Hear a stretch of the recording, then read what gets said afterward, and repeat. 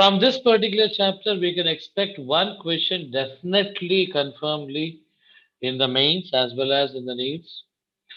So the in this particular chapter, the 80 or the 90% of the chapter will be occupied by your YDSC, that is Young's double slit experiment.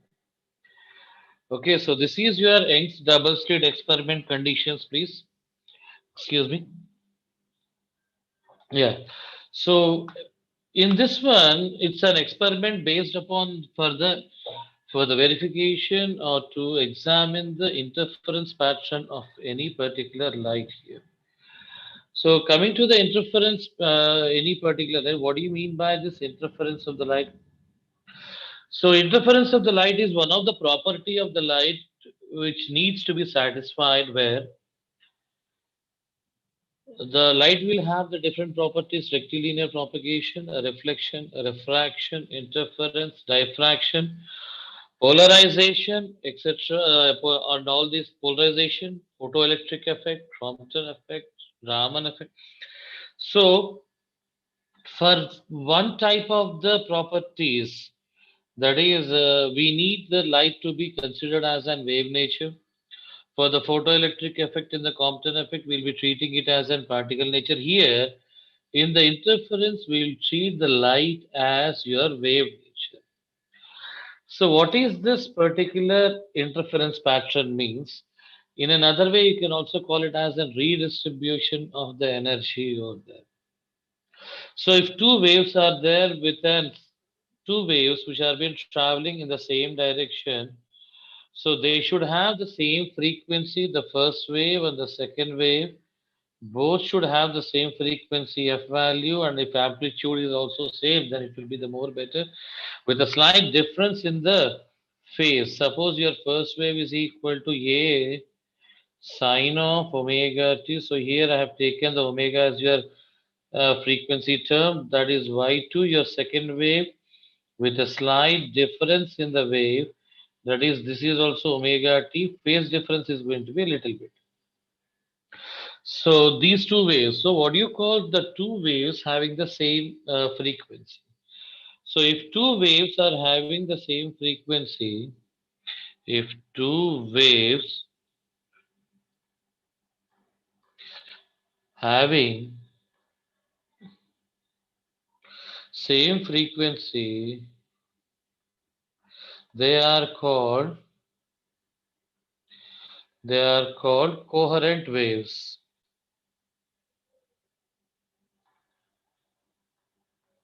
So coherent waves, for interference pattern to occur, they have to be the coherent conditions. The frequency has to be the same thing. So interference pattern of the light can be obtained by the two different methods. One is a division of the phase, and another one is a division of the amplitude. So in this case, we'll be discussing the division of the phase only. Division of the amplitude is actually it's not there in the syllabus. So if time permits, I'll just explain the one of the example of the division of the amplitude conditions. So division of the phase conditions, two coherent sources. Let us take this one as an two sources, S1 and S2. Okay, so there is a screen over here. So if the waves traveling from the S1 reaching to the point P are going to be like this. So this is the first wave which is traveling from the S1 and reaching to the point P. This is your second wave which has been traveling from the S2 and reaching to the point P. Both of them are going to be in phase. That means if the crest of the first wave falls on the crest of the second wave, then you can call that is called as an constructive interference. Constructive interference. Okay, or else if the first crust of the first wave falls on the trough of the second wave on reaching to the point P, that means they are in the out of phase. In that situation, you will be getting an like this. You will be getting an destructive interference. destructive interference. That means at that destructive interference, the total energy R is going to be zero. Intensity of the light. Intensity of the light will be zero. You can call it as a minimum intensity. Here at the constructive interference, the intensity of the light will be maximum, which consists of the energy of both the waves at the same position. If I want to express that in terms of the amplitude, I can go for the 4a square, or if I want to represent in terms of the intensity, I can write it as an 4i. Okay, so when constructive interference happens, you will have the maximum intensity. When destructive interference occurs, you will have the minimum intensity. So when this is happening when these two waves are overlapping. That means when y1 is being added with the y2 vectorially, this is called as your principle of superposition. That is a sine of omega t plus a sine of this is omega t plus phi when these two waves are combining or overlapping. At the point of overlapping, this is going to be happening. This is maximum intensity, and this will be your minimum intensity conditions. So when you will be having the maximum intensity and minimum intensity, there's here they have given a sum here. So the intensity coming from the two slits of the width he has given fine.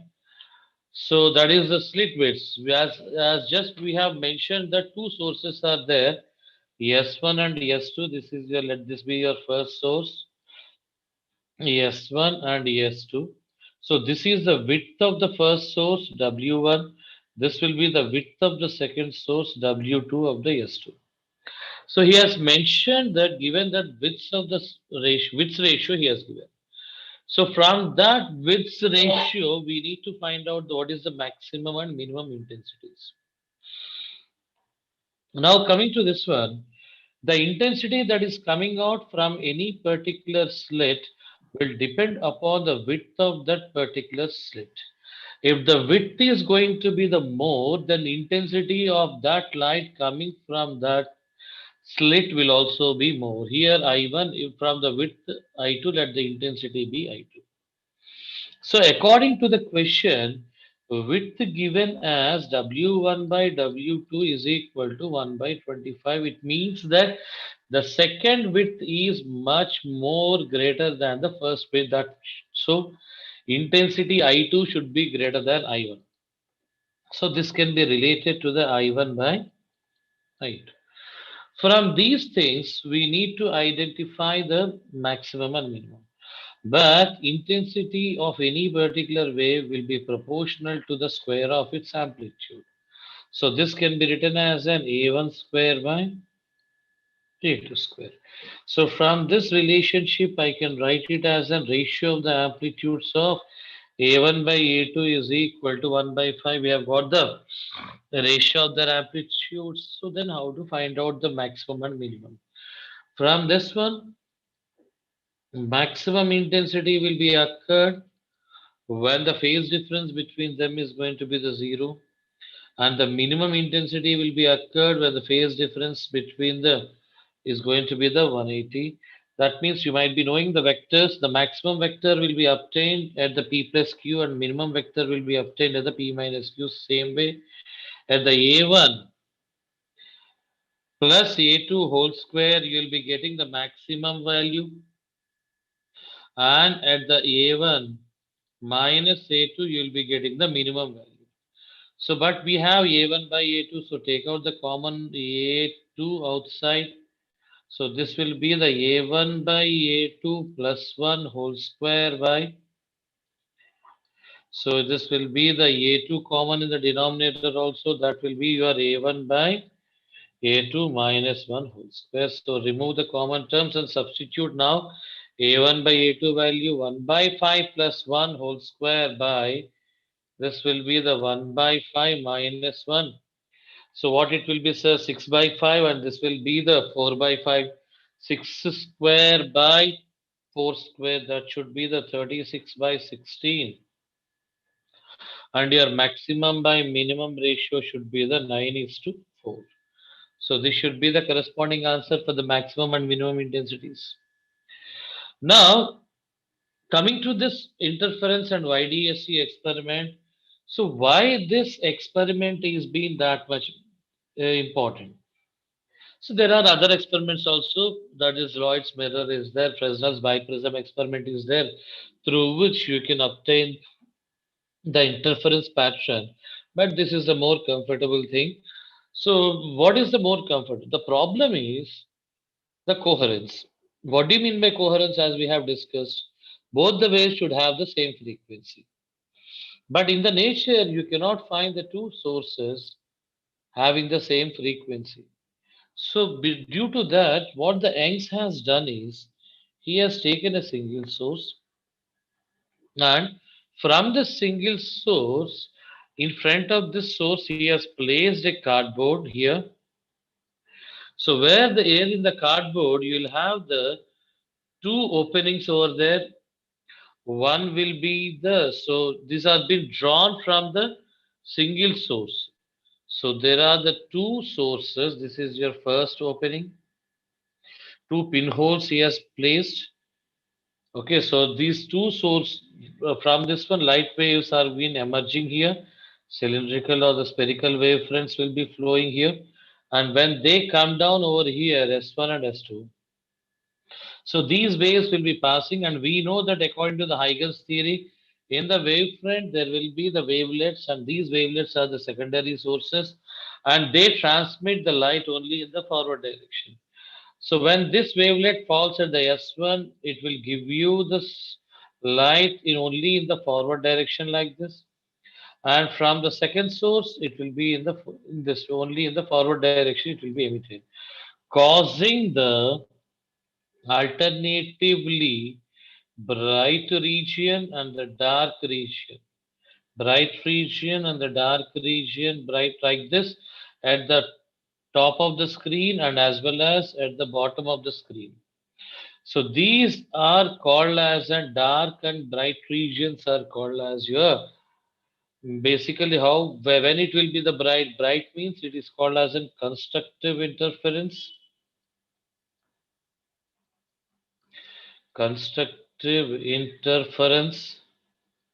and dark means it is called as your destructive interference. So when the bright region is going to be occurred over there, so when the light sources, when the light from these sources S1 and S2 are going to be moving in the forward direction, they cause overlapping like this. So when they overlap, that means how they are going to be overlapped. Let the source from the first one is going to be the A sine of omega t, and y2 from the second source is A sine of omega t plus 5 with a slight difference in the phase. When these two light waves traveling from S1 and S2 are overlapping on each other, that means y is equal to y1 plus y2. This is called as superposition or overlapping of the one wave on the other wave, superposition principle. So when they add these two waves, what we'll be getting, that is A sine of omega t plus A sine of omega t plus 5. I'm explaining the same thing in the mathematical expression. So when these two waves are going to be overlapping, when we make certain adjustments, you will be getting that replacements and all these things. I can expand this as an sine of A plus B formation and solve it. So final equation will be getting it as an R sine of omega t plus some phase difference theta. That means when I am adding it two waves, I'm getting the result also in the form of a wave. When you observe the screen, you can see the same situation. So alternatively bright region and dark region. That means alternatively dark, dark. So this is your sine function. That is y is equal to r sine. What do you mean by r in the sense?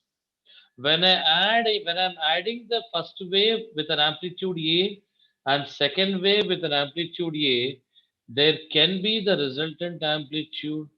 That resultant amplitude R is nothing but since they are vectors, sir. So they can be written as an a1 square plus a2 square plus 2 a1 a2 cos theta. So based upon the theta value or the phase value, the resultant will be decided. As I have told you, R maximum will be when, sir? It will be the A1 plus A2. And in the previous sum we have done, and R minimum will be the A1 minus A2.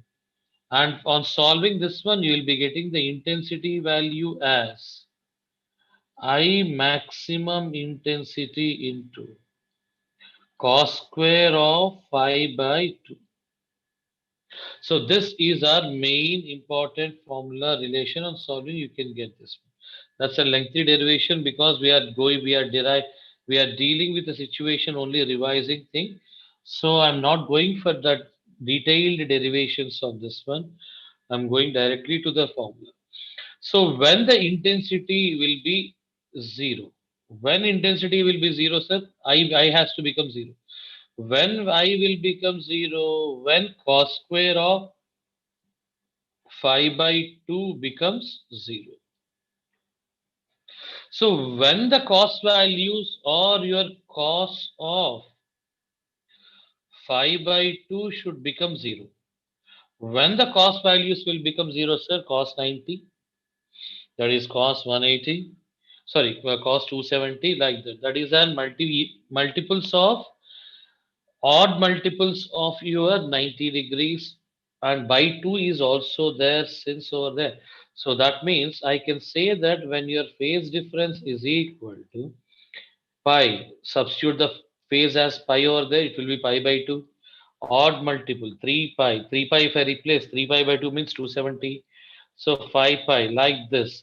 For the odd multiples of the pi, you will be getting the intensity as 0, and the generalized condition I can write it as a 2n minus 1 into pi. Okay, so at this particular instant, your intensity will be 0 and it is called as your dark region. And that the region entirely filled with the dark is called as an dark fringe. So in the interference, this entire region occupied by the bright region or the dark region, that is called as your fringe. And these are called as an bright fringes and dark fringes. So when you will be getting the dark fringe, when this phase difference occurs, okay, delta phi is called as a phase difference, and the corresponding path difference is the path difference will be, that is represented by your delta x will be equal to the lambda by 2, 3 lambda by 2. For these values of the path difference, you will be obtaining an dark fringes. Okay. The relation between your phase difference and the path difference is delta phi is equal to 2 pi by lambda into delta x. So you can obtain this one, substitute your pi value here. So pi is equal to 2 pi by lambda, pi gets cancelled, delta x is equal to lambda by 2. That means when there is a phase difference of the pi, path difference of lambda by 2 will be there. And now, what is the condition for the bright fringe? So for the bright fringe, the intensity has to be the maximum. So intensity I should be equal to I maximum. That means what should happen, sir? Your cos square of 5 by 2 value should be equal to 1. When your cos value will be equal to 1, sir? When your phase difference is equal to the even multiples of the pi starting from the 0, that is 2 pi, 4 pi, like that. And the last one can be the 2n pi.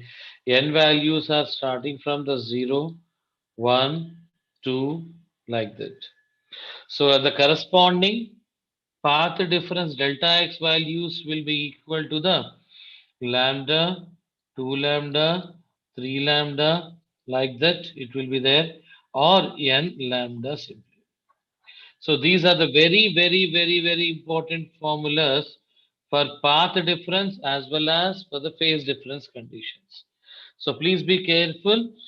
Dark fringe means you are going to get the completely intensity to be the darken, and bright fringe means the intensity will become as an maximum. So this is your conditions for the maximum intensity, and this is your relation or the intensity relations. Please, this is another important formula for your relation of the intensities. Please be careful and practice them. Next one, the ratio of intensity of the central bright, maximally central bright, to the point one quarter of the distance between the two fringe, between two fringes, okay, from the center. Okay, fine. So here, fringe width. Before going for that one, I'll try to explain the another one. What is the fringe width actually? Let me see here. We have got okay. So now directly. So he is asking in the S1 and S2 YDSC experiment. These are the two slits, and this is your screen. Distance between the slits is small d, and the screen is going to be the capital D. This is the general representation. It is the central bright region called as an O. Now, what is our question is? So, ratio of the intensity at the central bright to the intensity at a point. So, there is a point over here. What is the intensity at at the point? Is one quarter of the distance. So, this distance is how much? This is y value, one quarter of the fringe width. That means y value he is taking it as an beta by 4. This is what he is telling us. So then what is that particular ratio? So y is called as a distance of the nth bright fringe from the center. So distance of the nth bright fringe from the center can be represented as an n lambda into capital D by small d. For the bright, sir, this is the one. For the bright fringe, and for the dark fringe, nth dark, the same thing can be written as an 2n minus 1 into lambda into capital D by 2d. So these two values, as I have told you here, from here I have taken. Path difference is equal to n lambda, and here the path difference, that is delta x, for the generalized path difference can be written as an 2n minus 1 into lambda by 2. So these two values I have substituted for the path difference here, nth bright and nth dark regions. Okay, now this is the distance formula from the central. This is an nth bright fringe from the central or nth dark fringe from the center. So this is how he has given the relation, and beta is called as an, beta is being generally represented as an fringe width,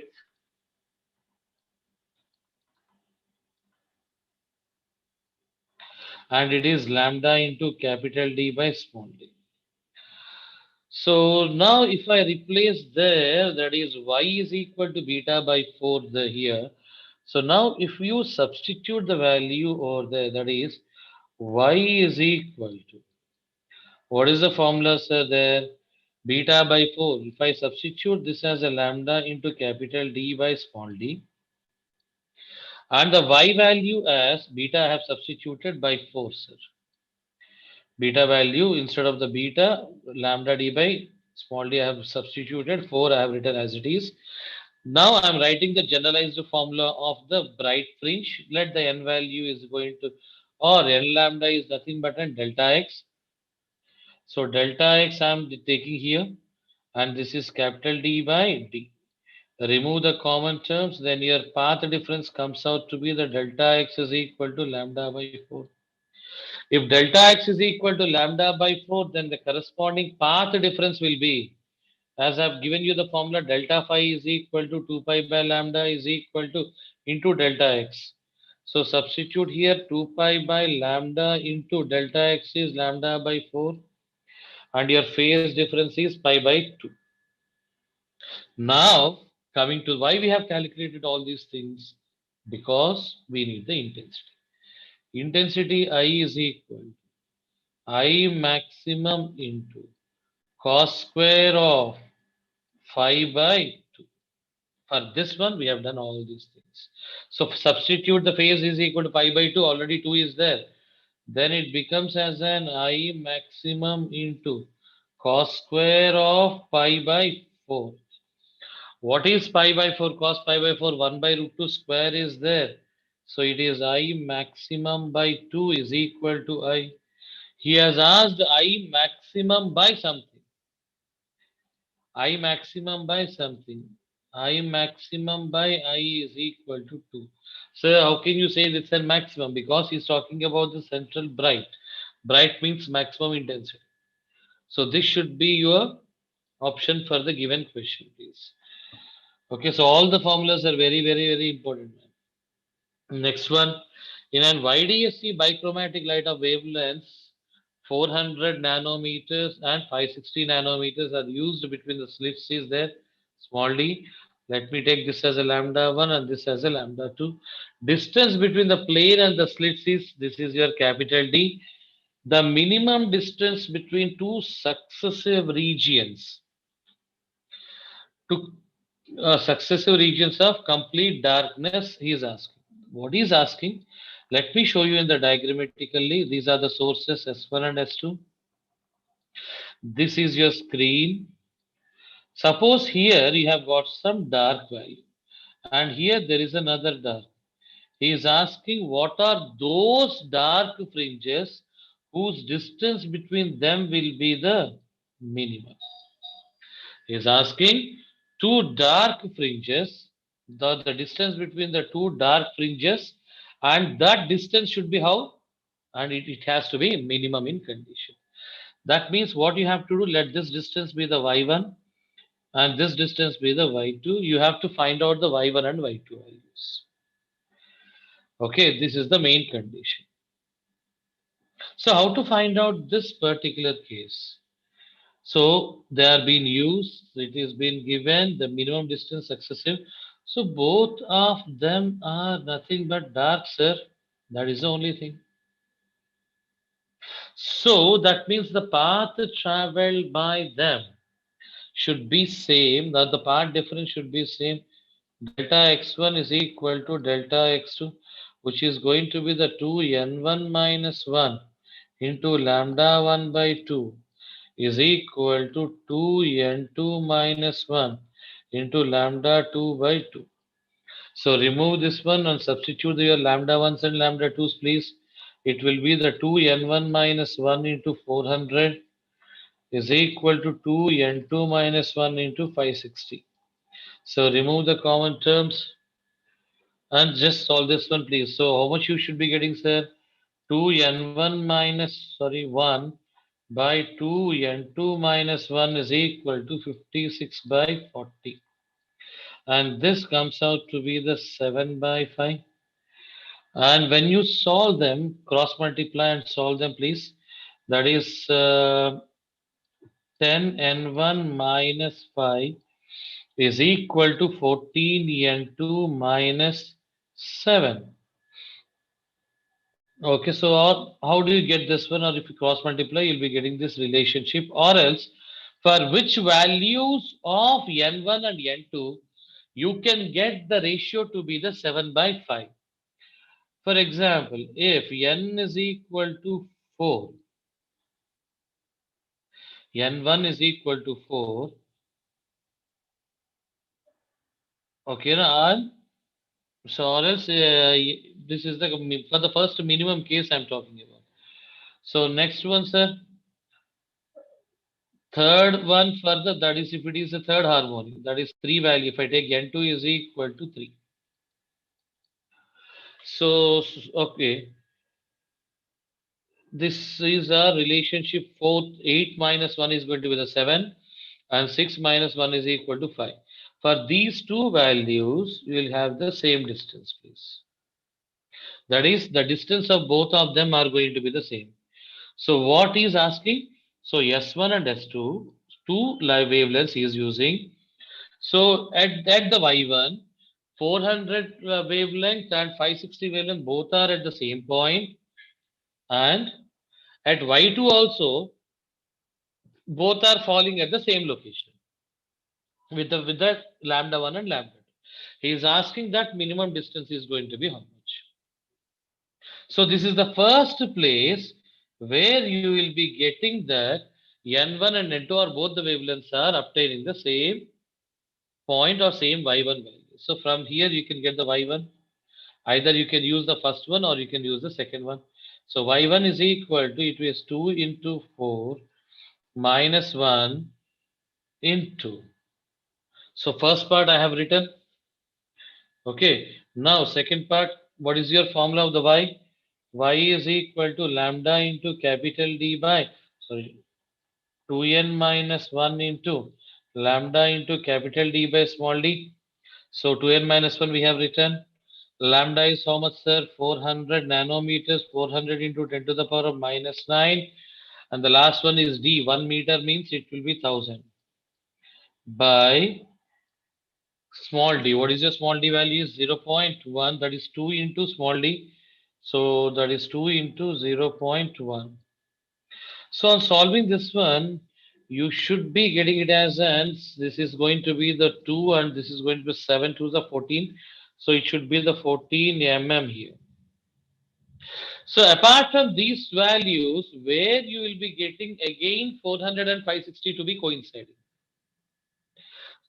So those values will be, you can have it as an N1 is equal to 11 minimum and N2 is equal to 8 minimum. For these values, your both the wavelengths are going to be, or both the dark fringes are at the same point. That is Y2. Now substituting in the equations, Y2 is equal to 2 into 11 minus 1 into 400. Out of both the things, you can take anything, but we'll be changing the case. 10 to the power of minus 9, this is your nanometers.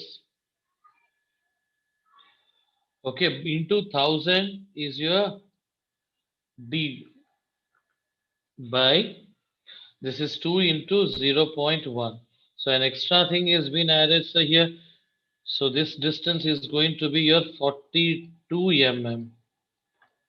So now he is asking difference between Y2 and Y1 is going to be how much? 42 minus 14, which gives you the 28 mm.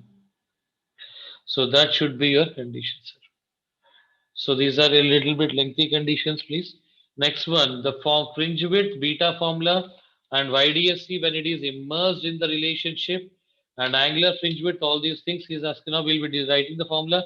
Fringe width is nothing but the distance occupied by the total bright region, or it is the distance between the two consecutive brights or two consecutive darks. So the formula for the beta can be written as a lambda into capital D by small d.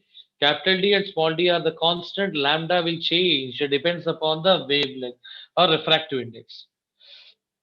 Suppose your YDSC is completely immersed in the water. This entire setup is being immersed in the water. What will happen? Then your beta dash is equal to lambda into capital D by mu into small d, or beta dash is equal to, you can write it as a beta by mu. So fringe width decreases on increasing the, what do you call it as that? If your medium, if you are placing some other medium, so fringe width will be decreased in this case because lambda will also be decreased. Now coming to your angular fringe width, that is the angle made by this particular at that particular point. For the smallest angle, the angular fringe width can be written as an, the angular fringe width can be written as an theta is equal to beta by capital D, or the theta in the water is equal to, that is beta by mu. Beta by mu into capital D. From here, D I have written this one, okay. So how we can write, sir, this is your beta, from here to here it is beta. This is your angle theta, this is your capital D. Tan theta is equal to beta by D. Theta being the very small value, we can use this relation. So this is in the air, you can say, this is in the water of some other refractive index. So when it is immersed in the water, for this case it will be the relation, for this case it is your relation. And fringe width, this is your this case, and this is your generalized condition, sir. So this is your information regarding this. In YDSC has been there. Experiment is first performed in the air and then in the medium other than the air. It is found that eighth bright fringe in the medium lies in the fifth dark fringe lies in air. So in the air, wherever you are getting the fifth dark fringe, at the same angle you are getting the eighth bright fringe when it is filled with the some other medium. He is asking the refractive index of that medium. That means your angular fringe width is being activated. In the sense, theta in the air is equal to beta by d. Theta in the water is equal to beta by mu into capital D. So this can be beta by this can be written as an theta by mu. What is your beta by d value initially? Whatever this is going to be the making angle, the same angle is going to make. So this is your, now he is asking what is your refractive index here. So how do you get the refractive index value in the same situation? Or else can I write it as, and this is theta 1 by theta 2 is equal to d1 by d2 in this relationship, please. Okay, it's just a moment. I'll just write this one in an order so that you may not be confused over there on seeing this. Just I have indicated your relations. Okay, now coming to this particular sum case. So in this case, what he has been given lambda in the air. So lambda dash is equal to lambda in the air by refractive index mu. So now what is your fifth dark, sir? Fifth dark is equal to 2n1 minus 1 into lambda into capital D by small d, where n1 is equal to 5. Then what will be if I substitute n value as a 5 here? That will become as a 9 lambda into capital D by 2 into small d. Now distance of the eighth bright. So it is a bright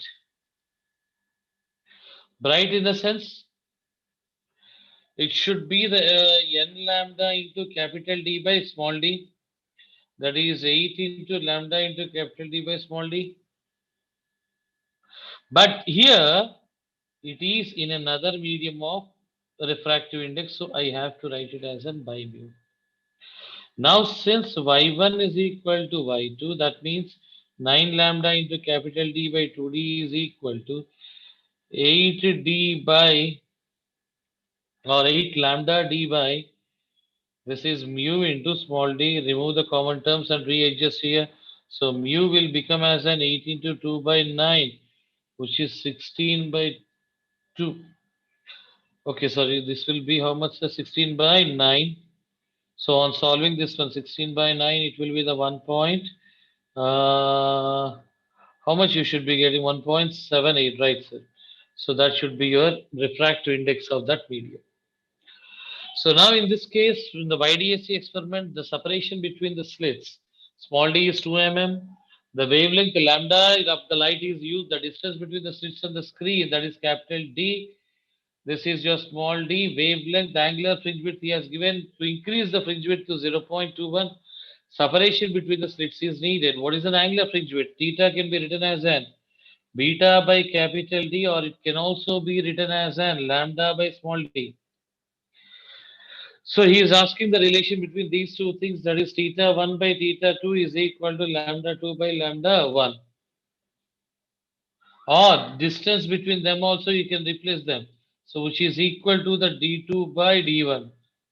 That is equal to the 0.2 by 0.21. So initial d1 is equal to 2. He has no given that. So now d2 is equal to 0.2 into 2 by 0.21. So on calculating this one, how much you should be getting? Approximately 1.9 mm. So since these two are proportional to each other, I'm using that relation here to solve this sum. The next one, in the YDSC experiment, when light of the wavelength to 400 nanometers is used, the angular width of the first minimum on the screen placed at 1 meter away is going to be 0.2 degrees, and the angular fringe width in the medium. So how do you write this one?